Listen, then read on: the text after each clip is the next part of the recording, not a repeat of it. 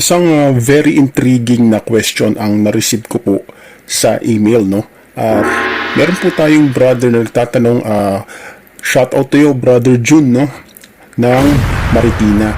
So, ang tanong ni Brother June sa email na nabasa ko kanina ay very intriguing at medyo natawa nga ako ng konti. Tinatanong po niya, bakit po pahirap na ng pahirap at mahirap na ang dating, alright, sa modern time. At sabi pa niya, paano nangyari yun? At kung ganun yung nangyayari, anong root cause? At yan po ang pag-uusapan natin sa episode na ito. Isang magandang araw na naman, Red Pill Community. Welcome once again to another episode of the Red Pill PH TikTok Podcast. Kung gusto mo ang mga ganitong napapanahang topic, huwag na mag-arilangan na pakipukpuk na yung follow button. Okay? Meron po kaming YouTube channel. Pakibisita naman po kami. Paki-like at paki-subscribe. Without any further ado, brothers, sisters, halina at umpisahan na.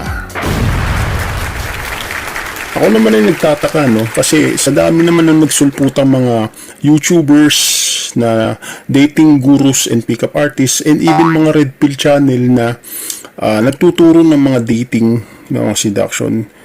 Akala ko, ang maririnig ko padali ng padali ang dating. Reverse pala yung effect. Dito na ako napaisip Dito, ito yung nagpapatunay na parang tama talaga. At the end of the road, kahit disagree ka sa The Red Pill PH, at the end of the road, magtatagpo tayo sa parehong konklusyon. At marirealize mo na kahit anong kakapakinig mo sa ibang mga dating gurus or Red Pill channel na salungat sa turo namin, magtatagpo tayo sa parehong konklusyon. Mag-a-agree ka sa The Red Pill PH, Red Pill Teaching, original Red Pill Teaching. Sinabi ko na po sa inyo na kung tinatanong mo, Brother June, no, bakit pahirap ng pahirap ang dating ngayon at talagang mahirap na hindi kagaya nung dati na madali pa at nagtatagal pa ang communication ng mga babae sa inyo? Ito po ay dahil malala na yung supply, oversaturated na yung dating ngayon. First and foremost na factors is the social media. Right? Ang tao po, ang babae at lalaki ay nagkaka-interact ng instant na lang through social media, hindi gaya ng nakaraang panahon, especially nung hindi pa predominant ang social media sa society. Kailangan mo pang makipagkita o kailangan mataon ka sa maraming babae para makakilala ka ng babae sa personal. Ngayon po hindi na. Right? You just simply post a good photos. You just simply open an intriguing opener. Okay? Magkakwentuhan, magkakonek, magkarelatan, and yun. Pwede nang mag-meet, diba? And etc. Napakadali na po, brothers, sisters, ng interaction ngayon na both babae at lalaki gawa ng social media.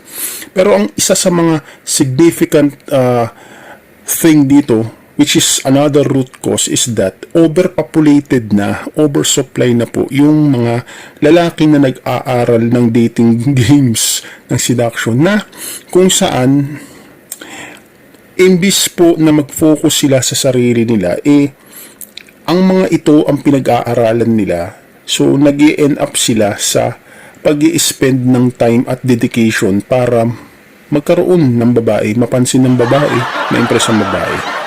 Hindi po magandang path to, right? Hindi po maganda to. Ito po ang dahilan. Overpopulated na at oversaturated na. Wala na halos mapaglagyan.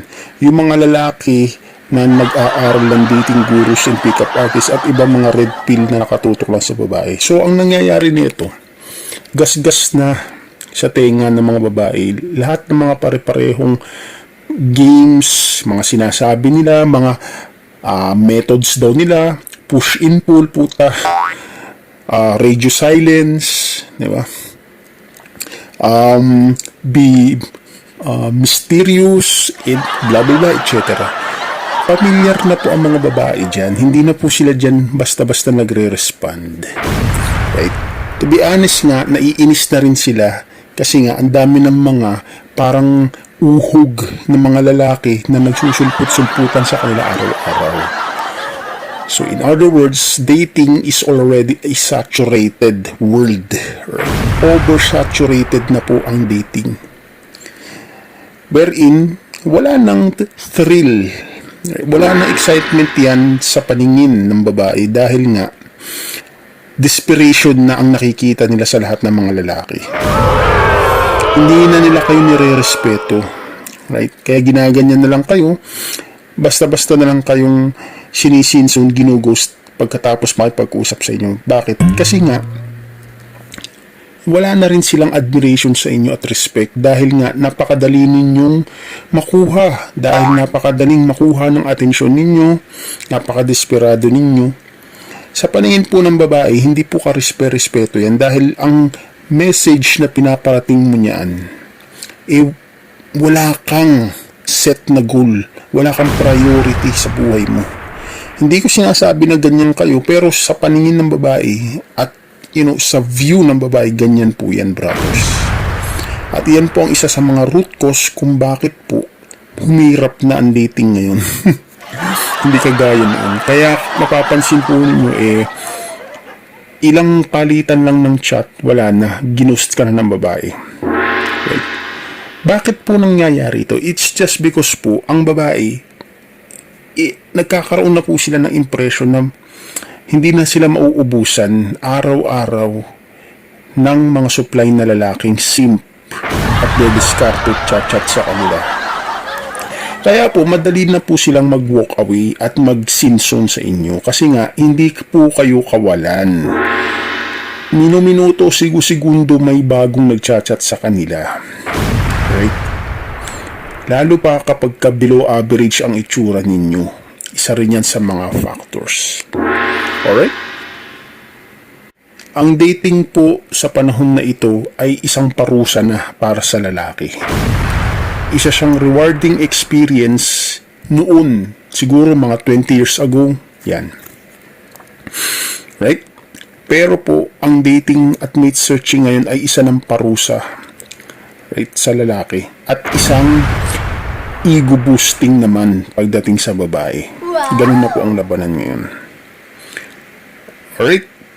Noon, rewarding pa po ang mag-asawa. Ngayon, delikado. Kasi nga po, anytime pwedeng mag-walk away ang babae sa inyo.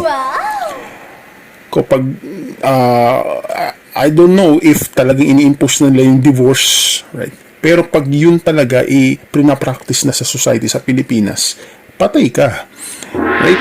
Pag hindi pumirma ng prenuptial document ang babae at nakipaghiwalay na siya sa'yo, hindi mo naman siya pwedeng saktan dahil makukulong ka, panigurado, may hati siya sa mga pinagpaguran mo.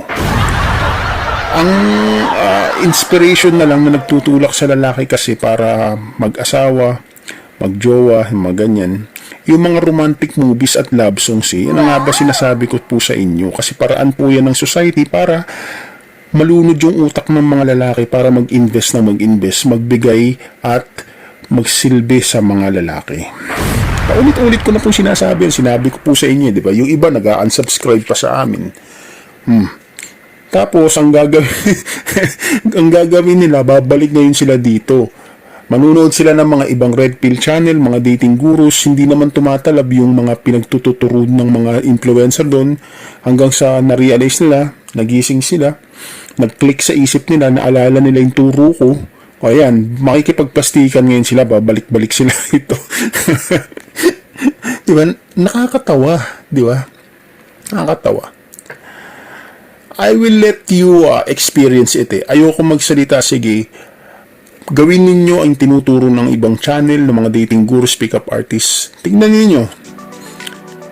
ninyo kung saang conclusion kayo mag-i-end up at the end of the road. Mag-a-agree po kayo sa akin. Maraming salamat po. Magkita-kita po tayo sa susunod na episode, Brothers and Sisters ng The Red Pill PH TikTok Podcast. Goodbye guys. God bless and peace.